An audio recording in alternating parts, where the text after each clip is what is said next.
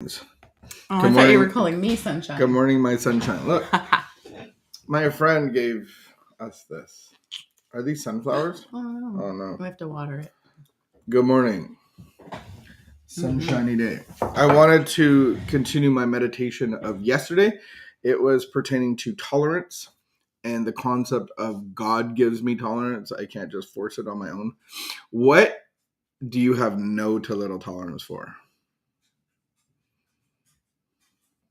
I'm not talking within our marriage. I'm talking in life. But yes, I think that it will apply. What I just want anywhere in life. I feel like I have a lot of tolerance, except for me. in our home. Like, so what's sad. our biggest fight is how you talk to me. But it's not a real thing. It's just, I want to be spoken to softly and lovingly. But then I would get annoyed that you were being patronized. You're patronizing. Yeah, there's no win. It's just part of the mad cycle, the adrenaline cycle. What I've come to learn is that it's not the outside cue, it's the inside that is causing the problem. Yeah, you are very tolerant, like overly tolerant. And maybe your drivers don't bother me. I would say out of mocha. What does she have? Mocha. What does she have? Oh, in my bag. Did I leave my bag out? Here, look, your sunscreen. $40 tiny bottle of sunscreen. I have little to no tolerance for that dog, but you get in that cage. I would say that I would have little to no, like I have little tolerance for bad drivers on the road, but yeah. I am a lot more tolerant than I am. Than you used to be, yeah. That's for sure. And so the whole concept was that we actually grow in the spiritual gift of tolerance as we grow more closer to God.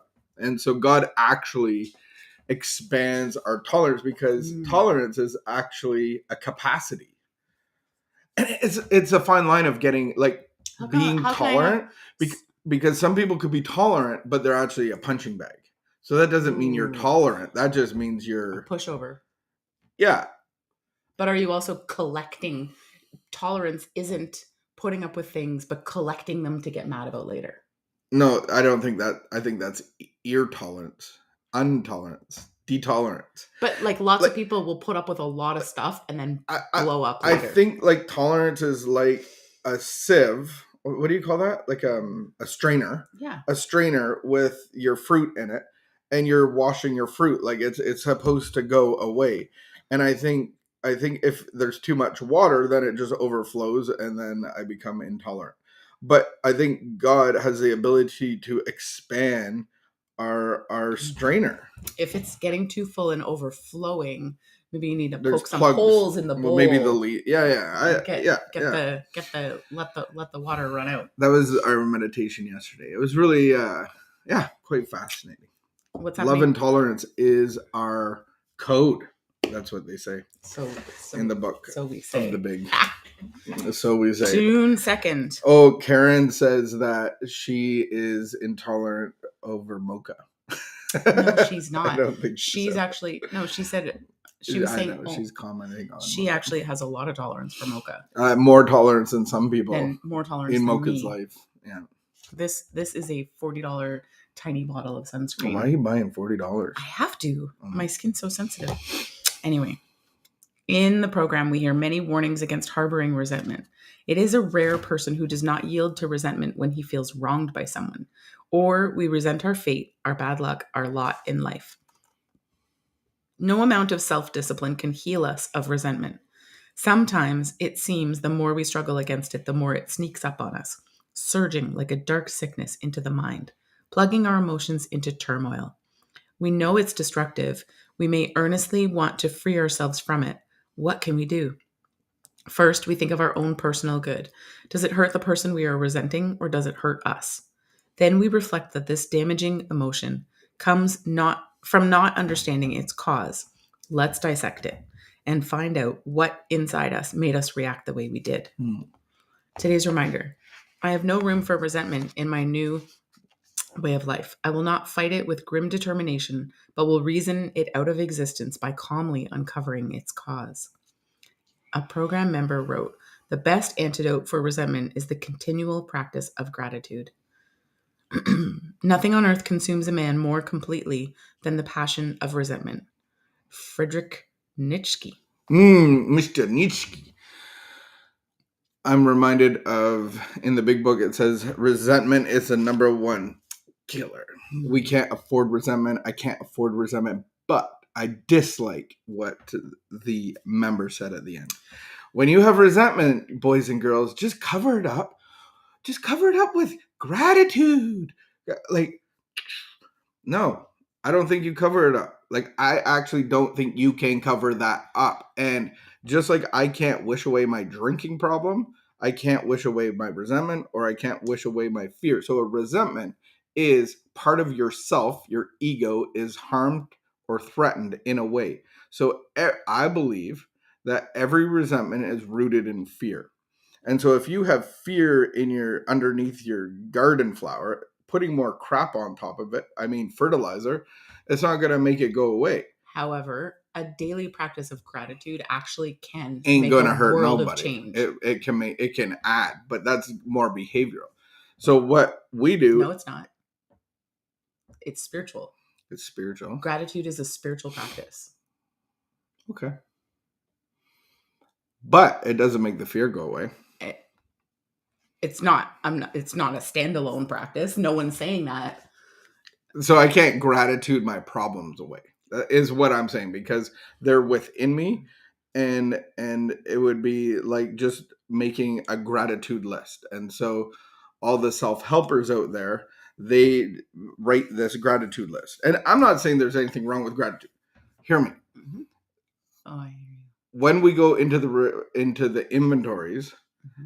we have a way of doing inventories that sift down to the fear. And now I get to see the fear where the resentment comes from and give that to the altar of God. I go, here, take this away. So that's just Root like a and one branch. it's just like a one and done. No, recovery is a daily practice. And so, but I'm not living in fear.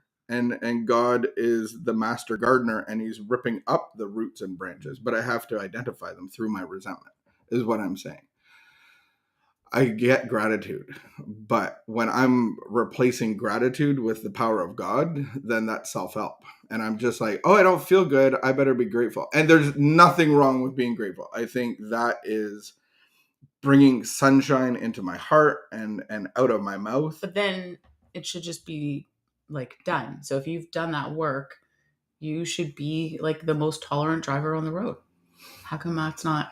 I'm a pretty tolerant driver on the road.